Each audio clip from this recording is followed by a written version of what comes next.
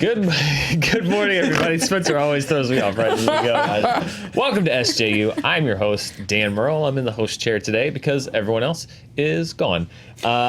Joining me, look at this panel. We have Vanessa Gritton. Welcome back. Yay, excited to be back. We have, he literally wrote a book on Star Wars. Ken Napzok. Yeah. Ken. Good to be back. And the last time I was here, Vanessa was here, so we're now a package deal on SJU. Wow, I like go it. anywhere without him. I like it. You had leveraging power. You come together. Yeah. And then we have the birthday boy, Spencer J. Gilbert. Go on. Happy birthday, Spencer. 40 never looked so good, Dan. Come on. You're doing well.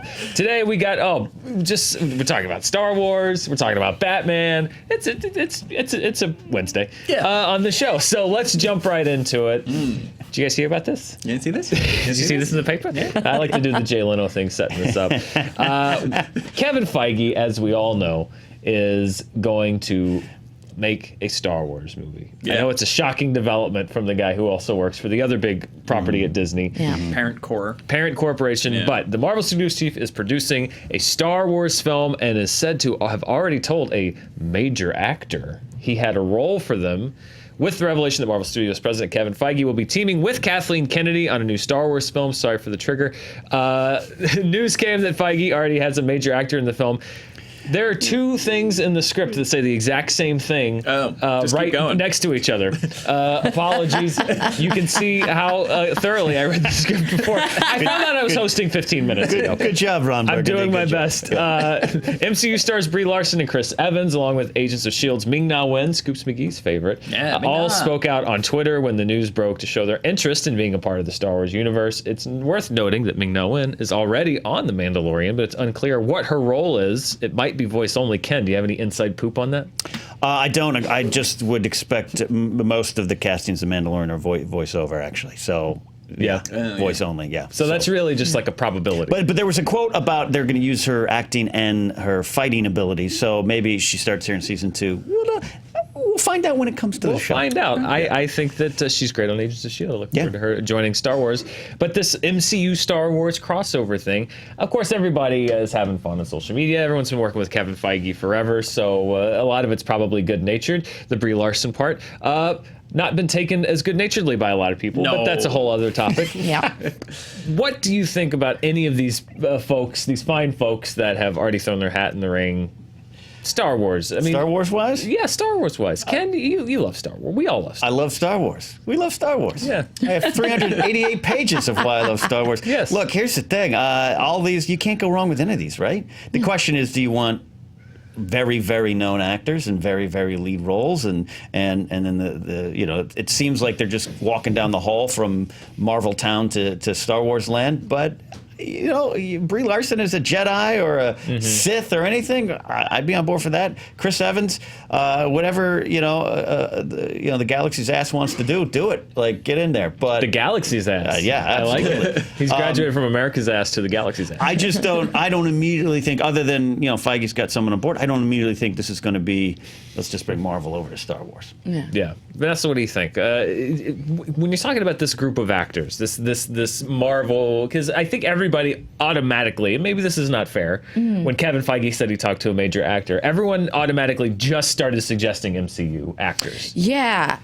Actually, I've been going through and looking at some of the actors that have been cast in The Mandalorian already, and when I looked at this and I saw that people just kind of went straight to just MCU actors, I didn't think that was necessarily fair, because I know there's actors that people like working with. It doesn't mean that they're pulling directly from that property and crossover. It could just mean, I know you, I know your talent, I know you're a pro, come on over.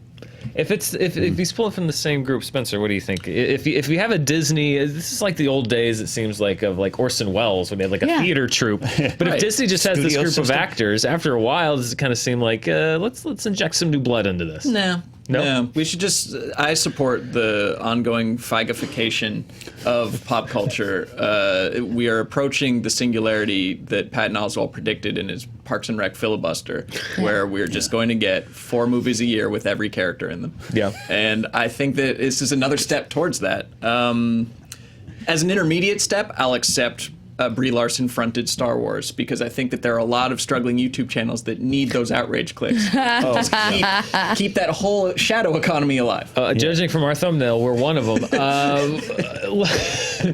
Let's break the. Okay, let's break the. You know, I'm going to touch the third rail. We're grabbing this. This is the kind of show this is today. Got it. Let's talk about the Brie Larson of it all, because naturally that was the actor that drew the most attention, that inspired a flurry of activity. She herself Said men posted, can't see Star Wars movies. Yes. They don't get Star Wars movies. Yeah. Yes, and Unless also they're nice to their mother and clean their room. Yes, and also posted herself with with the Jedi robes. Like, Yeah. somebody say Star Wars, so she's obviously leaning into this. Yeah. Yeah. Why? Why? Why?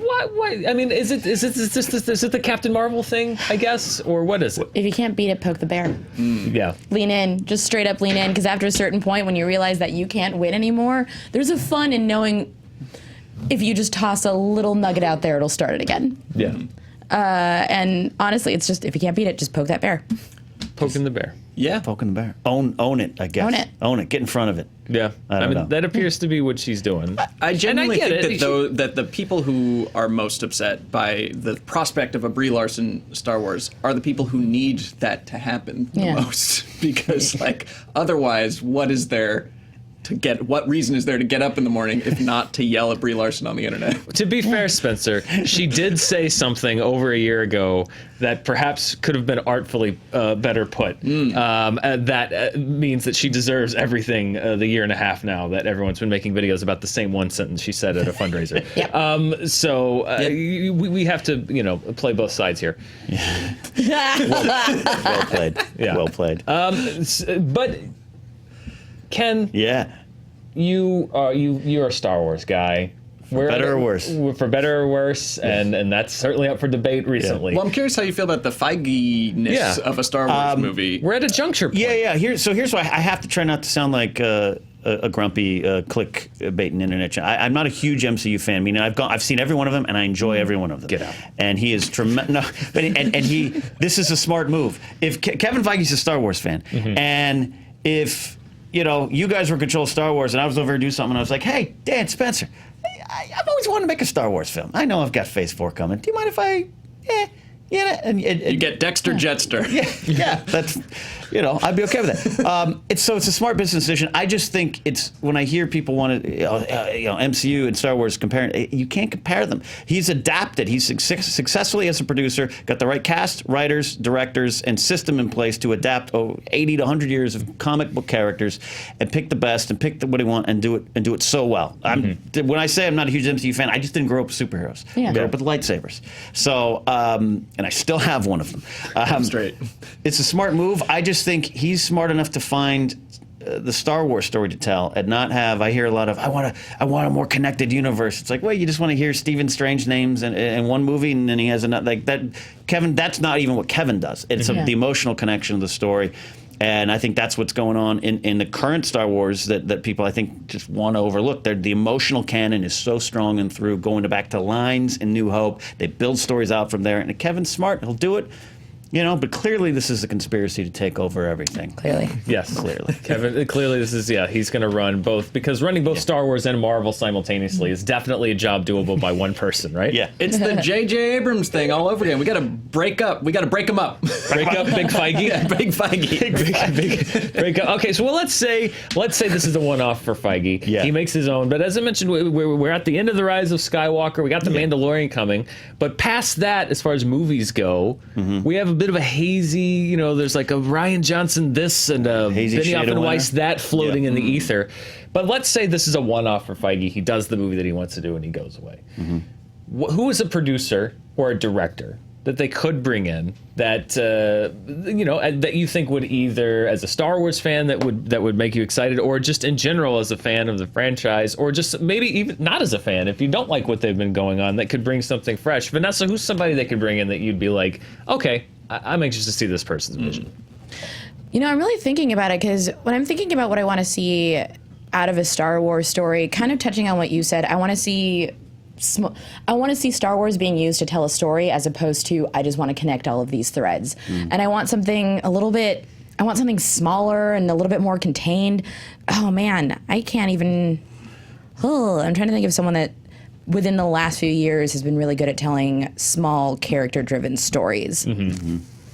I would look to, and I don't have the names, but I would look to TV. That's where I was thinking. Which the decision to have Deborah Chow take over all of Kenobi and do all the episodes and bring her skills from Better Call Saul and Jessica Jones and The Mandalorian is kind of what you're talking about. Yeah. To me at least. Yeah, I'm honestly looking towards TV. I'm looking towards a lot of these self-contained series that just kind of last within like 6 to 7 episodes, where someone can just show us someone's journey from beginning to end. So I don't know if I have a particular name, but I would farm from TV. A Phoebe Waller-Bridge type. A Phoebe Waller-Bridge type, yeah. All right, Spencer. Anybody That'd be that jumps awesome. into your I mean, I mind? think that what jumps into my mind is the person we don't know about yet. I think that his skill has been plucking people off of like a couple indie movies or comedies or television or horror and stuff like that, lesser known projects, and molding them in the Marvel image, someone he could really get his claws into. So I don't think we know that person's name yet by design. Like it'll be somebody who like, oh, they made Cop Car in exactly that. Watts is a great example. He was a commercial director. Yeah. Cop Car somebody did, but he was a working, still high paid commercial director, and you have to come in and run it. It's a company. You are become the CEO of that big budget movie. We've seen a lot of big directors either fail to do that or have trouble with that system, want to walk away from it. I'm thinking of The Trevorrow. The Trevorrow, yeah, but your guy, Edgar Wright. Hey, not for me. But I think you're right. Feige will find someone to go, cool, I'll help run this little mini company with you for this movie. Wait, I found a way to make that work. Yeah.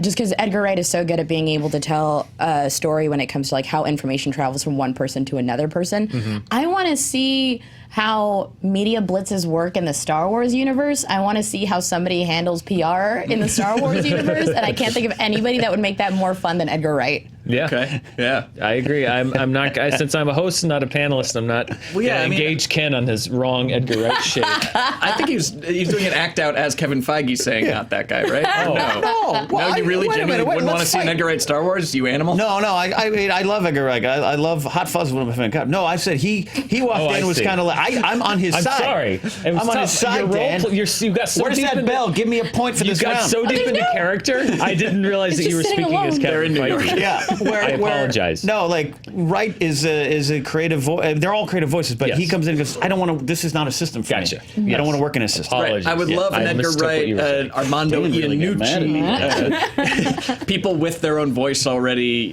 even like an Adam McKay or something like that. You'd want different voices or bringing their voice to Star Wars, but no, I think he wants the unformed clay of a hot director coming off of like a one festival win. Yeah. One last question as I learn how hosting and comprehending what everyone's saying works on the fly. This may seem a hypocritical question coming from me. George Lucas, obviously, a cameo. What was this? Is he on character's name? Cameo? No. He may be. We have a Jesus, game. Cameo. We have a game where we $1 should billion have played it here. George Lucas in episode 3 had a cameo in the film. Baron Papanodia. Baron Papanodia. Yes. If Kevin Feige, it's going to be a one-word answer. We'll just go around the table. If Kevin Feige were to give himself a cameo in his Star Wars movie, would he wear the hat? Just a yes or no answer. I'm going to start with Spencer. Yes, and it'd be over the cloak, like it'd be like a Sith cloak, But with the hat on top. just a little brim All right. sticking out. Spencer says yes with a hat over the cloak. Hat on top of the cloak. All right.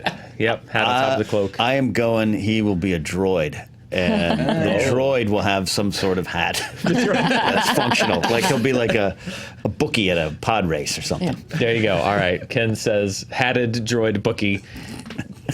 Take your bets.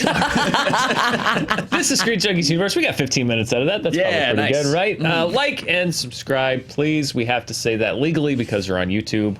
Along with starting the video. Hey guys. Like and subscribe. A couple things to plug. First of all, Power Levels. The first new episode of Power Levels since our Dragon episode comes out Thursday. That's tomorrow. That's tomorrow. 10 a.m. Pacific Standard Time on the Screen Junkies channel. We got, as always, an actual physicist to do real science on very important questions about fake things. Spencer, you helped write this episode. Give us a sneak peek. Oh, look at that. Oh, well, you're seeing it. We got Bale, we got Affleck, and we got Keaton, the Batman actors who appeared in more than one film. These are just stills. It looks much better when it's moving. We got them to actually compete in challenges of our own creation, kind of like a American Gladiators Eliminator, if you will. Yeah. To see who's the actual strongest, best, objectively superior Batman. And I will let you guys, you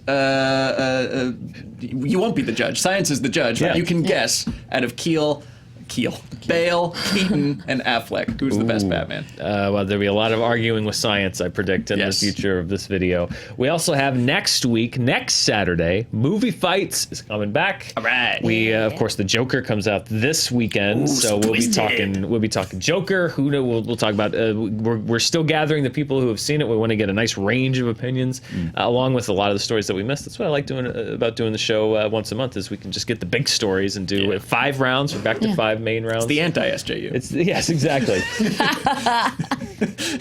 I didn't say it. And so that'll be out next Saturday. But first, big news. First of all, Joe Starr is literally on an airplane right now heading to New York City because he will be appearing on 2 big panels. The first one, Joe's doing a panel tomorrow on Thursday discussing the impact of tabletop RPGs on people's life and careers. That's tomorrow, Thursday, October 3rd, 12:30 to 1:30 in room 1A21. And then the big event, I will be flying out, Billy Business will be flying out, Roth Cornet will be flying out. We will be screening the premiere of our Galaxy Quest documentary, Never Surrender. It has been an odyssey, many years in the making, this documentary. I remember some of the early meetings. Yeah, exactly. Ken still worked here. That's how long we've been working on it. It's super fun. Like Roth and our post-production team, Emin, everybody have been really crushing it this week to get this done on time to premiere on Saturday night. We're very excited for you to see it. That's our look at that poster there. Look at that. And it's not just us. We're not in the documentary. As a matter of fact, I was cut out of it completely. We are because to make room for real famous people like the entire. Unfortunately, Alan Rickman couldn't be in the film, but the cast of Galaxy Quest are all in it. We have the writers, Tim the Toolman Taylor. We have the director of the movie. Sigourney MF and Weaver, Dean. Oh yeah, I would have cut the Machine, Parasite. Yeah. Directors, costume designers, producers, editors, composers, the behind the scenes team, as well as Brent Spiner, Will Wheaton help us bring some commentary on the Trek angle. We've got Greg Berlanti, we've got Damon Lindelof. It's a lot of fun, and I think it's a really good documentary. You're going to enjoy it. We are premiering that this Saturday, October 5th, 8:30 p.m. to 10:30 p.m. in room 1A10. If you're at New York Comic Con, we'd love to see you there. You get to see the whole documentary, not just the documentary though. We are premiering an honest trailer for a big summer movie that you will get to be the first one to see. We're going to be previewing some of our cool stuff. I think we may have some power level stuff that we can watch. I'm not sure exactly what they've got planned. There's some clips. You can see some of the stuff that we've got coming up. It's not just the documentary. It's everything coming up. If you like fandom entertainment, if you like Screen Junkies, and we'd like to say hi. We'd like to see you. We're really looking forward to it. So check that out. Links for all this stuff is in the description below. You can see it right now. All right, let's move on to our second story. And it's really more of a reflection. Over at Fandom.com, we're continuing our series from clinical psychologist Dr. Drea Letamendi, who is providing us with psychological profiles of notable versions of the Joker. Ooh, I can't wait to read the one on this new one. Drea has given us a fascinating examination of Heath Ledger's version of the Joker from The Dark Knight, which of course won him a posthumous Academy Award for his performance. It's a really good read. You can check that out. You'll find the link in the description below. Ledger's Joker. It's a topic that we've revisited many times, but it's becoming more and more in the canon and in the zeitgeist as we approach Joaquin Phoenix. This is.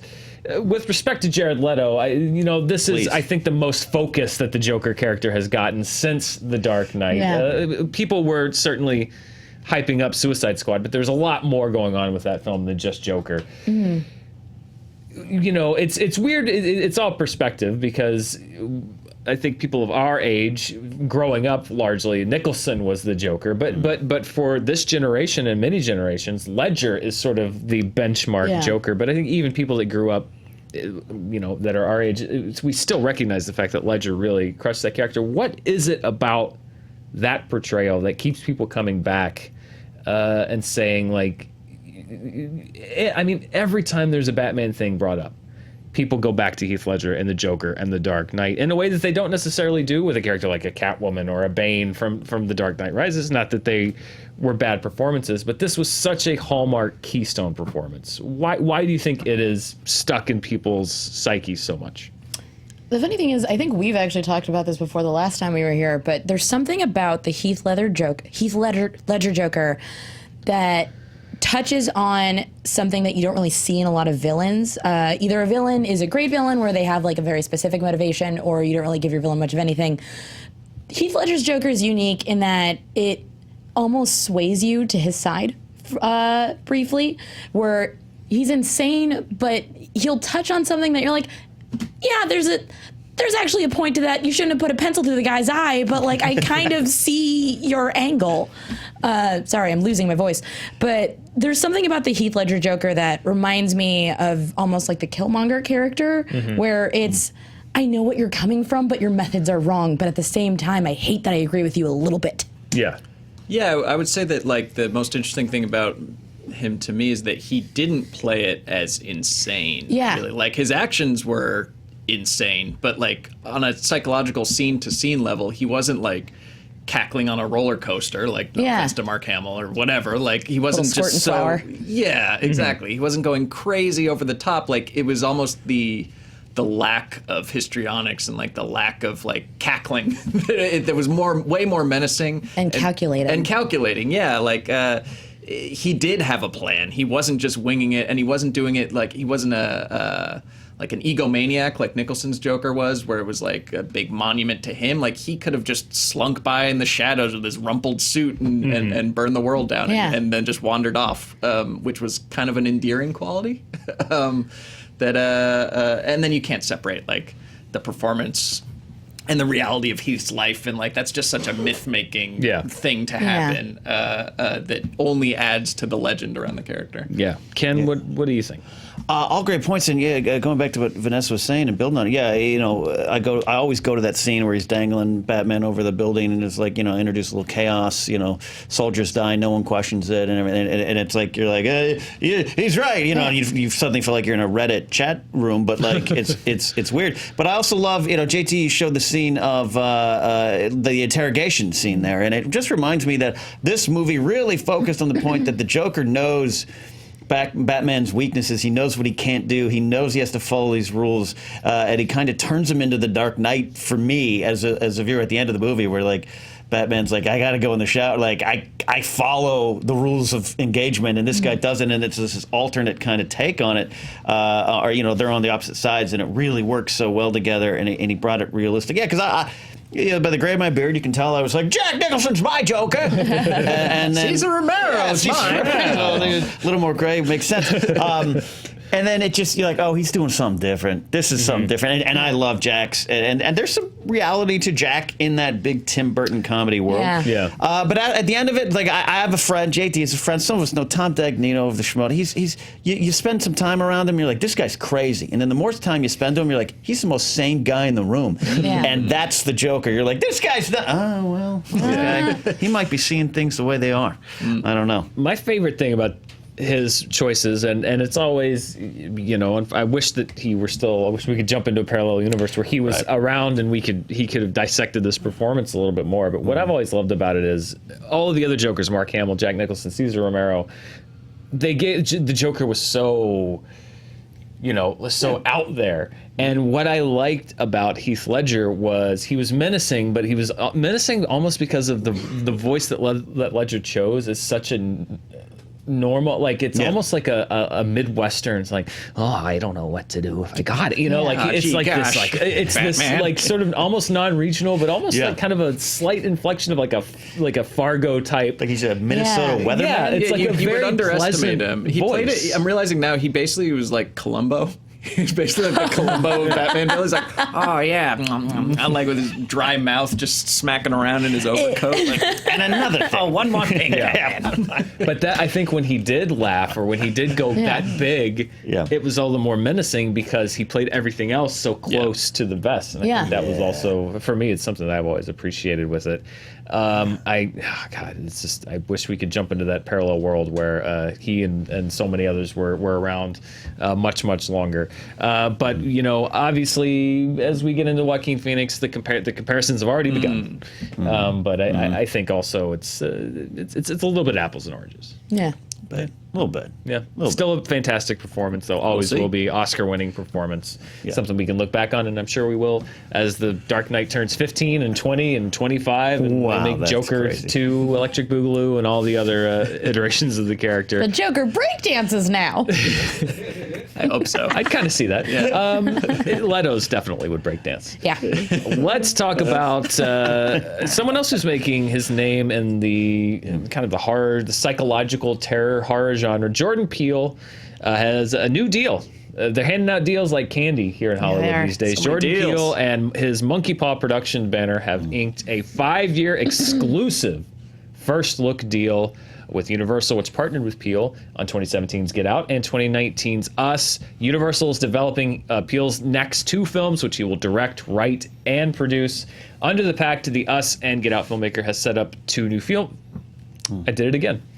It's the same thing I just said. Has set up 2 new features that he will write and direct. So I was just reiterating that piece of information for you. did excellent. I am so Ron Burgundy. I haven't hosted the show in a while. Peele and Monkey Paw, which is headed by President Win Rosenfeld, will also produce original films from other filmmakers.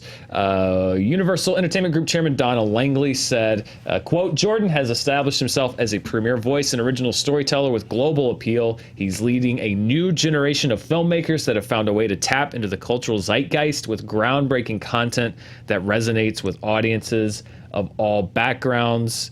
Jordan Peele said, it would not have been possible to make Get Out and Us without the endless trust and support we've received from Donna Langley and the team at Universal. Their willingness to take risks and their commitment to original content makes them the perfect collaborative partner for Monkey Paw. I couldn't be more excited for what lies ahead. Monkey Paw currently in production on a feature remake of Candyman, which was co-written by Jordan Peele on the small screen. First look packed with Amazon TV Studios. Of course, they had Twilight Zone on CBS All Access. There's an upcoming HBO series, Lovecraft Country. So it's not just Jordan Peele, it's the entire apparatus and production company behind him. First thoughts, what do you guys think? He's made 2 very successful financially. Get Out was an Oscar-winning film. We'll see what happens with Us. It came out a while ago, but performance-wise and else, it's not out of the awards conversation. With Universal, what do you think about Universal locking it down, putting a ring on it? This makes sense, considering if you look at Universal's history and you look at their origins, Universal specialized in monsters, they specialized in horror, and not just horror, the kind of horror that lasts forever because it's a reflection of what everyone is truly afraid of at the time. Dracula wasn't just Dracula, he was everybody's fear of foreigners at the time. The Invisible Man wasn't just the Invisible Man, he was everybody's fear of the unknown at the time. And Jordan Peele is really good at holding up that horror reflection of what are your current fears, and it's just echoing what put Universal on the map in the first place. Yeah. Are you saying that movies are art reflective of the times? I can't deal with this. This is great. I love it. This is definitely the new thing now, and not that production companies getting deals with studios is new, but it's just like this year the NFL, everyone's running the run and shoot. Every director's getting that big lockup deal, and it's kind of interesting and fun to watch in a way. I think this is smart. He's got a great team around him. I know Alex Rubin's one of his co-writers is really good at what he does too, and this is what Jordan does. He surrounds himself. And going back to our conversation, Jordan's a name that came up a lot about, hey, what if he did a Star Wars picture, like grabbed Donald Glover and did Lando in a standalone film, and that came up. That rumor was coming up a lot, and it seems like, I'm not in those meetings, but it seems like Jordan was like, that'd be good. But I got what I want to do. I want to tell my stories, my movies, and not work in that kind of structure. I'm going to work in my structure, and he's earned that right. A Mad TV featured player has grown so great and has gone to this level. Now we're looking at you, Will Sasso. Bring back those the lemon lemons bit. videos. Oh my God. Lemons He is. I love Will Sasso. Him in Best in Show's great. I made you a cassette tape. It's worth everything else almost that Vine has brought us for those Will Sasso lemon Yeah, but videos. you know what I mean? Like he's earned this, and I'm so happy. Yeah. It makes sense that he made that change too, because people are always like, how do you go from comedy and how do you go from horror? And they live in the same world. Comedy and horror work when you create tension and you break that tension. That's the ultimate core of why those two things are enjoyed. So when you make them dance cousins, it just amplifies them both all the more. Spencer, what do you think? Look, it's a no-brainer for Universal. I think that, like, I don't know. Do we think he's doing too much? Do we think he's doing a lot? He's got he's definitely doing many a lot. projects, and it's like he's an auteur. You know, he's writing, producing, and directing these feature films. There's only so many hours in the day. Like, can you do that? Can you really throw yourself into making a movie and creating something when you also have a TV series here and you're producing 7 other things there, and you've got like this company that's got its hands in all these other projects? It's a great point, because as I look at some of these, like I know I'm just inherently lazy. That's probably why I'm getting back into stand up. I just have to show up and stand up for 7 minutes. But Sounds like a terrible set. Yeah, I'm here. Like Favreau. You know, I know for a fact, like, if Filoni and Kathleen Kennedy were meeting with him on the set of, like, Jungle Book and Lion King to, like, work on Mandalorian. And I'm like, how do you have that much time in the... But I think it's the people you surround yourself with. You know, Vanessa's going to do all our work today, and we might do it tomorrow. That's what you do. Well, we actually talked about this on Charting on Monday, which is that Universal, there's been the top 3 openers for original. When I say original, I mean not based on history, not based on music, not based on real life or a sequel, but just an original concept. Universal has the top 3 openers for the year. They have Us, they had Good Boys, and then they distributed Abominable, which came out this past weekend. They're one of the studios that is actually, they're also making sequels and everything else like everything else, but they're one of the studios that is investing in original content and finding some success with it. Do you think this may be, with this deal with Jordan Peele, potentially an expansion of that strategy for them, where they're saying, like, we're going to try to stake our flag on original ideas and original concepts to just find that niche? I mean, that would be incredible and the lane is there. And I think that there's like, the audience is somewhat savvier than they were in, I don't know, maybe the 90s or something like that, where like we will follow our favorite filmmakers. Or maybe I'm just preaching to the choir on this movie channel, but like I would so love if movie fans flocked to see the next Jordan Peele movie rather than the next Gravity Boy franchise. I don't know. I think Gravity Boy 3 was a step up. That's just me. Yeah. Well, it's kind of like, I mean, didn't Blazing Saddles and Young Frankenstein come out in the same year? And it's not necessarily... At the time, it wasn't even so much doing too much. It was, well, we know we love his work, and we're going to watch it twice in the same year. Yeah. Or even if you look at early Spielberg, it wasn't...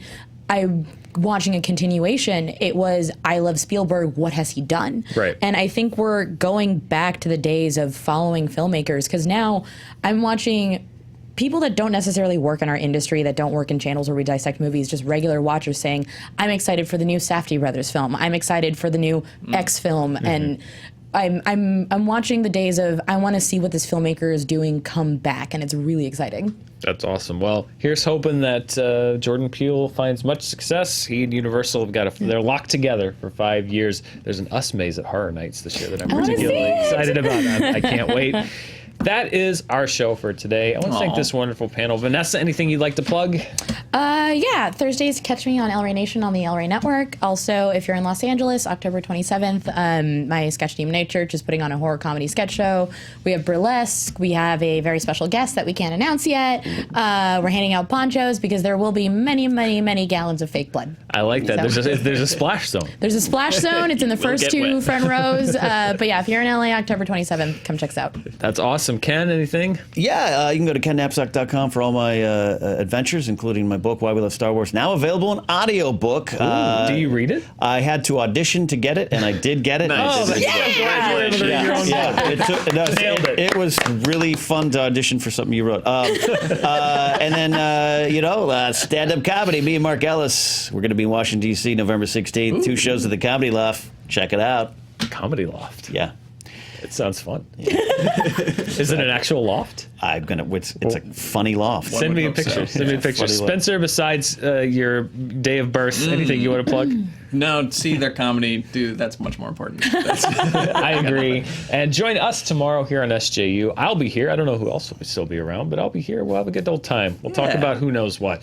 Maybe, well, actually, I do kind of know what, and it'll be potentially an interesting show. We're going to be talking about the movie coming out this week and things that have been said, and I think it should be a great discussion. So, I'll be the best. Unless Star Wars casts a new character, in which case we're throwing that out the window.